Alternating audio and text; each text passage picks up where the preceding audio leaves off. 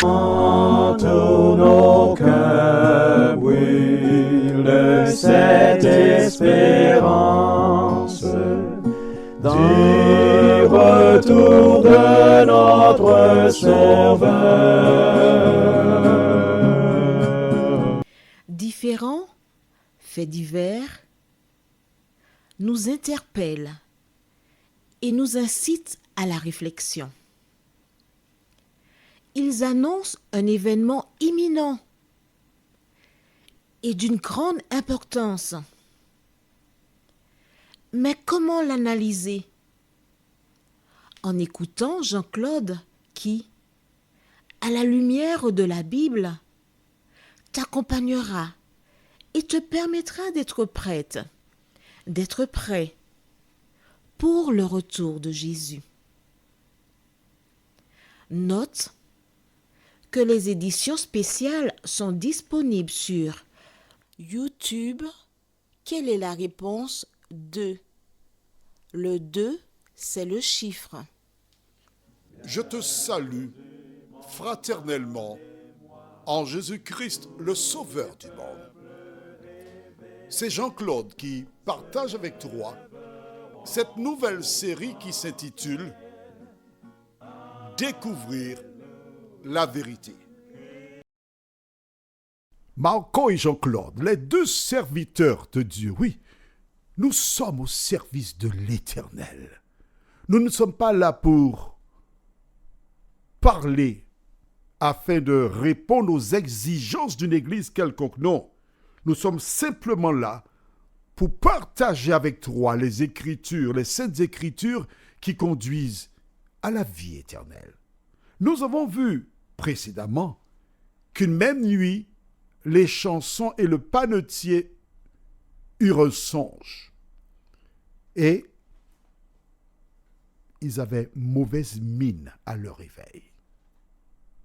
C'est alors que Joseph, directeur adjoint de la prison, esclave, vendu par ses frères. Est-ce que tu comprends ce que je donne comme carte de visite de Joseph? Il se rend vers ces deux hommes. Il leur demande gentiment, calmement, et je reprends la question. Écoute bien. Pourquoi avez-vous mauvais visage aujourd'hui? Pourquoi il n'y a pas de sérénité? Pourquoi il n'y a pas de sourire? Vois-tu, quand tu fais la tête, les gens le voient. Quand tu fais la tête, les gens t'observent. Fais comme cette femme qui un jour, son fils rendit le souffle. Elle fit demander à son époux un animal pour se rendre vers l'homme de Dieu. Et quand il reçut le message, il posait une question, est-ce que tout va bien? Et la femme répondit, tout va bien. C'est le père de l'enfant, mais elle répond, tout va bien. Elle se rend vers la maison de l'homme de Dieu, le prophète, qui la voit vraiment galopant, à vive allure. Il sent qu'il y a quelque chose. Il dit à son serviteur, va voir cette femme, demande-lui est-ce que tout va bien. Et elle répond, tout va bien. Et c'est lorsqu'elle arrive devant l'homme de Dieu qu'elle lui dit, mais pourquoi tu m'as fait cela? Vois-tu, la Bible, elle est riche. Elle te montre comment tu ne dois pas raconter tes affaires aux gens qui sont là justement pour aller répéter, déformer ce que tu dis. J'aime cette chanson qui dit « Es-tu lassé, rempli de tristesse? Dis tout à Jésus. » Je sais que c'est nouveau pour toi, pour moi aussi. D'accord, oui, c'est nouveau. Parce que nous avons pris l'habitude de raconter nos affaires. Mais aujourd'hui, par la grâce de Dieu, que l'Éternel t'aide à dire tout à Jésus, à personne d'autre. Ça dépend, bien sûr. Si tu es malade, il faut bien répondre. Et voilà donc Joseph qui a été posé la question. Quelle est la réponse? Nous lisons dans le même livre de Genèse, chapitre 40, au verset 8, ce qui suit. Ils lui répondirent, « Nous avons eu un songe, et il n'y a personne pour l'expliquer. » Joseph leur dit, « N'est-ce pas à Dieu qu'appartiennent les explications? Racontez-moi donc votre songe. » Tu te rappelles que je t'ai dit que le hasard n'existe pas. Tu te rappelles? Et cette déclaration est biblique. Dans le livre de Romains, chapitre 8, au verset 28, la Bible déclare, « Au reste, frères, nous savons que toute chose concourt au bien de ceux qui aiment Dieu, de ceux qui sont appelés selon son dessein. » Je te rappelle, je t'avais dit que j'aimais faire les autopsies. Voilà les frères de Joseph qui l'ont vendu. Et ces Amalécites vont vendre Joseph à Potiphar. Potiphar va jeter Joseph en prison. Dans la partie se trouvent les prisonniers du roi, pas n'importe qui. Et voilà le roi qui va jeter en prison 2 hommes, un échanson et un panetier. Et ces 2 hommes, dans une nuit, ont eu, la même nuit, chacun un songe. Ils se réveillent le matin, ils n'ont pas d'explication. Est-ce que tu commences à comprendre ce que j'appelle autopsie? Comment Dieu a tout préparé d'avance. Et en même temps, Dieu est en train de te dire, toi qui m'écoutes là, ces hommes sont démunis. Ces hommes vivent en contradiction avec Dieu. Ils n'ont pas de solution à leurs problèmes. Ils sont démunis, exactement comme toi. Tu rencontres une situation difficile. Tu ne sais pas comment t'en sortir. Tu es entré dans un tunnel et tu ne vois pas la sortie. La question qu'ils se posent, ces hommes, mais qu'est-ce que ça veut dire, cette affaire-là? Certainement, les chansons a raconté au panetier son rêve et lui a posé la question suivante, est-ce que tu comprends quelque chose? Et le panetier lui a dit, bon, moi j'ai aussi eu un rêve, je te raconte mon rêve, et il lui raconte et achève par la même question, est-ce que toi tu comprends quelque chose? Moi je ne comprends pas ta part et tu ne comprends pas ma part. Qui peut nous donner une explication? Mais ces hommes, rappelle-toi, ce sont des serviteurs du roi. Et à la cour du roi, Pharaon, comme aujourd'hui, autour de beaucoup de chefs d'État, se trouvent des voyants, des personnes qui peuvent raconter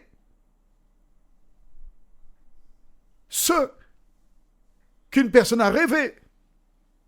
Et plusieurs personnes, le matin, que font-elles? Elles prennent le journal ou écoutent à la radio l'horoscope. Et un jour, il y a une dame dont son époux, il s'est préparé pour aller travailler. Et quand il a écouté l'horoscope, il s'est déshabillé.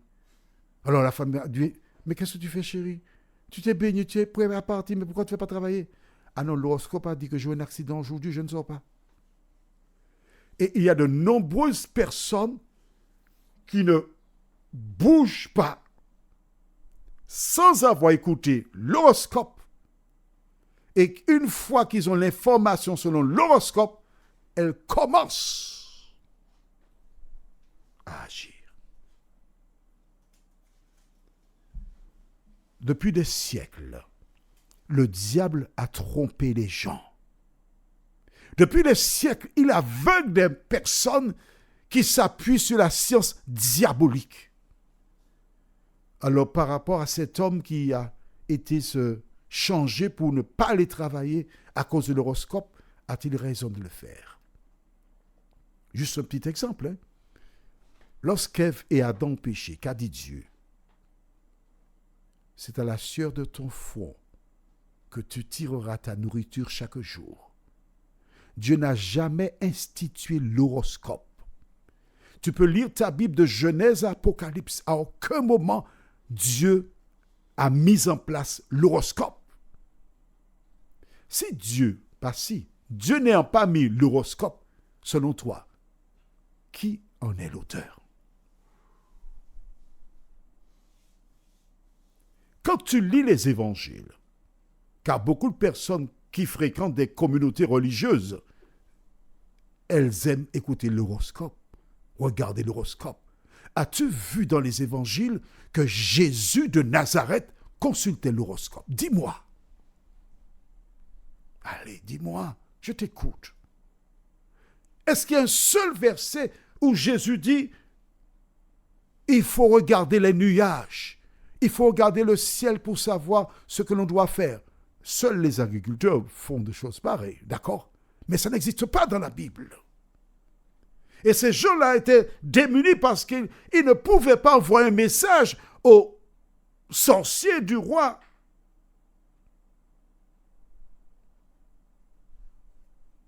Mais l'intervention de Joseph, étant en confiance, ils ouvrirent leur cœur. Vois-tu, lorsque tu aimes les gens, lorsque tu fonctionnes avec des personnes, lorsqu'elles ont confiance en toi, elles peuvent ouvrir leur cœur et te parler. Alors, note bien qu'ils ne racontent pas le rêve. Ils disent simplement à Joseph quoi? Nous avons eu un songe et il n'y a personne pour l'expliquer. C'est tout ce qu'ils donnent comme information. Quand on te pose une question, il faut bien écouter pour savoir comment répondre à la question posée. Mais à cette déclaration, Joseph leur répond, n'est-ce pas à Dieu qu'appartiennent les explications? Et il continue en disant, racontez-moi donc votre songe, ce qui sous-entend, moi je suis en contact avec Dieu et Dieu me donnera l'explication de vos songes. Alors, racontez-moi les songes. En entendant ces paroles de Joseph, la joie a commencé à envahir leur cœur. Il n'est pas question de l'autre, il est question de Dieu. Et s'il dit « racontez-moi vos songes », cela veut dire qu'il a la capacité de nous donner l'explication des songes. Aussi simple que cela. Dieu a placé autour de toi des personnes qui t'accompagnent. Et toutes les fois que tu as un songe, rappelle-toi que Dieu a une personne, quelqu'un, qui en son temps te donnera l'explication selon la parole de Dieu. Prions. Seigneur, quelle souffrance pour ces deux hommes. Ils ont reçu chacun le même soir un songe. Et c'est ça qui doit les interpeller. Le même soir, un songe. Mais ils n'ont pas l'explication. À travers cette donnée, nous avons la certitude, Seigneur, que toutes les fois que nous avons un songe, tu as quelqu'un qui nous donnera l'explication parce qu'elle est en contact avec l'Éternel des armées. Seigneur, dans les Écritures, tu indiques que dans les derniers temps, il y aura des songes, des visions. Il est important qu'à travers l'émission de ce jour, que plusieurs prennent conscience et sachent que toutes les fois qu'ils auront un songe ou une vision, que l'Éternel a aussi la solution. Merci Seigneur pour la paix que tu apportes à nos cœurs. Merci de continuer de nous diriger. Nous t'avons prié au nom de Jésus et pour ta gloire éternelle. Amen.